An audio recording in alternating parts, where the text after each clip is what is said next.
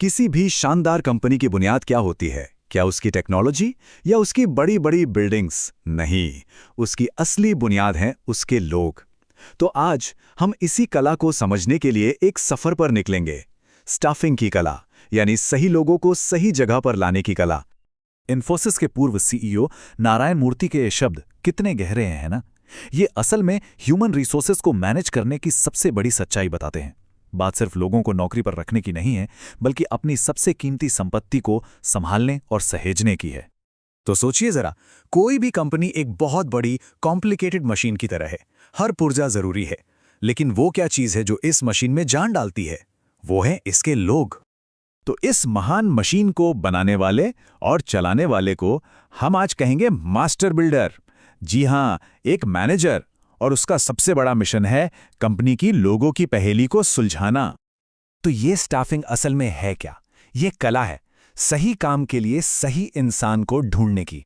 सोच कर देखिए, जैसे एक बहुत बड़ी पजल का हर टुकड़ा उसकी बिल्कुल सही जगह पे लगाना, ताकि पूरी तस्वीर एकदम साफ, शानदार और जानदार दिखे। तो ठीक है, हमारा मास्टर बिल्डर अपने मिशन पर निकल चुका है और इस खोज का पहला पड़ाव है भर्ती। पर सवाल यह है कि पजल के ये नायाब टुकड़े आखिर मिलेंगे कहां? मास्टर बिल्डर के सामने ना दो मुख्य रास्ते हैं।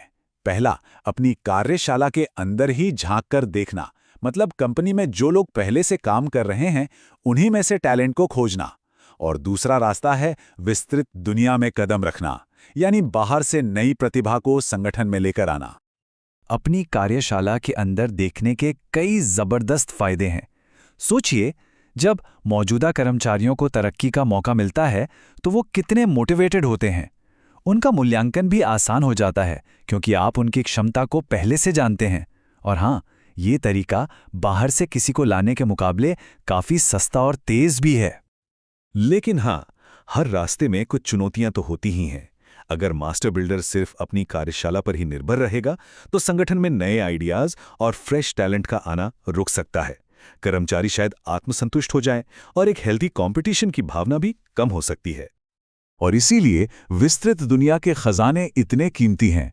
बाहर देखने पर आपको क्वालिफाइड और ट्रेंड लोगों का एक बहुत बड़ा पूल मिलता है।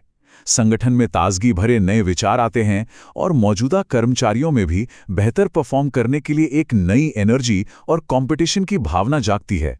तो मास्टर बिल्डर ने अपनी खोज से कुछ बेहतरीन टुकड़े तो ढूंढ लिए हैं, लेकिन अब आती है असली परीक्षा की घड़ी। अगला पड़ाव है चयन, जहां हर टुकड़े को परखा जाएगा कि क्या वो इस महान पजल में बिल्कुल फिट बैठता है या नहीं। देखिए, ये जो नक्शा है ना, ये उस पूरी चयन प्रक्रिया का रास्ता दिखाता है। ये पक्का करता है कि सिर्फ सबसे बेस्ट उम्मीदवार ही चुना जाए। ये प्रोसेस शुरू होती है शुरुआती स्क्रीनिंग से, फिर होते हैं अलग अलग तरह के सिलेक्शन टेस्ट और इंटरव्यू, और आखिर में सही उम्मीदवार को नौकरी का कॉन्ट्रैक्ट दिया जाता है। इस परीक्षा की पहली चुनौती है बुद्धि की परीक्षा। ये टेस्ट बताता है कि उम्मीदवार कितनी तेजी से नई चीजें सीख सकता है और दबाव में सही फैसले ले सकता है या नहीं। दूसरी चुनौती, क्षमता की परीक्षा। ये सिर्फ ये नहीं देखती कि उम्मीदवार आज क्या जानता है, बल्कि ये भविष्य में झांकने की कोशिश है कि उसमें नए स्किल्स सीखने और आगे बढ़ने की कितनी क्षमता है, कितना पोटेंशियल है।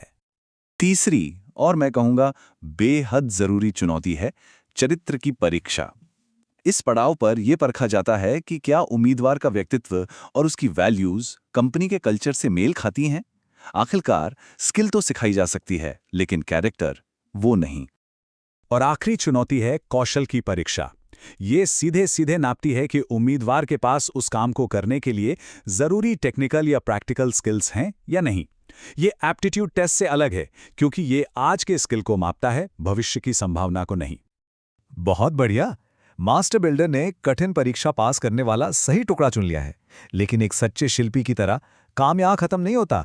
अब वक्त है उस टुकड़े को तराशने का, उसे आकार देने का, और ये होता है ट्रेनिंग और डेवलपमेंट के जरिए। यहाँ गढ़ने की दो कलाएं हैं। पहली है ट्रेनिंग, जो किसी खास नौकरी के लिए जरूरी स्किल को निखारती है, मतलब ये जॉब ओरिएंटेड है। और दूसरी है डेवलपमेंट, जो कर्मचारी के ओवरऑल ग्रोथ पर ध्यान देती है, ताकि वो भविष्य की बड़ी जिम्मेदारियों के लिए तैयार हो सके। ये करियर ओरिएंटेड है। अब इन स्किल्स को गढ़ने के लिए दो तरह की भट्टियां होती हैं। एक है ऑन द जॉब, जहां कर्मचारी काम करते करते ही सीखते हैं, जैसे किसी सीनियर की कोचिंग में या अलग अलग भूमिकाएं निभाकर। और दूसरी है ऑफ द जॉब, जहां उन्हें काम की जगह से दूर एक क्लासरूम जैसे माहौल में सिखाया जाता है। मास्टर बिल्डर ने भर्ती की, चयन किया और ट्रेनिंग भी दे दी। मशीन बेहतरीन चल रही है, लेकिन जैसा हमने कहा, एक सच्चे मास्टर बिल्डर का काम कभी खत्म नहीं होता। अब उसके सामने हैं कुछ नई और आधुनिक चुनौतियां। तो ये रही पहली चुनौती।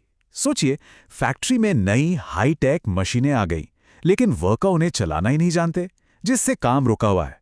और बाहर से एक्सपर्ट को बार बार बुलाना बहुत महंगा पड़ रहा है। ऐसे में मास्टर बिल्डर क्या करेगा?